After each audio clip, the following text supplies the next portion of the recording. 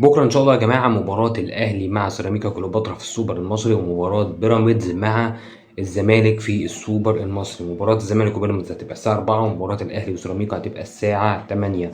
وبعيدا بقى عن الانتماءات وأهلي وزمالك وهنشجع مين بكرة، أنا بدعو كل الشعب المصري إن هو يقاطع قناة MBC مصر.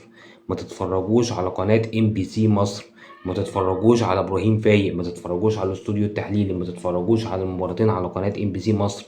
بعد اللي عملته قناه MBC مصر ومهاجمتها لاخواتنا في فلسطين، ووصفهم للمقاومه الفلسطينيه ان هم ارهابيين، ما ينفعش حد يتفرج على المباراه بكره على قناه MBC مصر. دعوه لكل المصريين، اتفرج على اي قناه بس ما تتفرجش على قناه MBC مصر. اتفرج على اون سبورت. مش اون سبورت دي قناه زملكاويه، والمفروض ان احنا كاهلاويه ما نتفرجش عليها. اتفرج على قناه اون سبورت، قطعوا قناه MBC مصر، قطعوا برنامج ابراهيم فايق. الناس دي ما تستحقش ان انت تغير الريموت وتجيب الشاشه بتاعتهم. ولو تقدر كمان تمسح القناه من الريسيفر يكون احسن انك تمسح القناه من الريسيفر. السلام عليكم.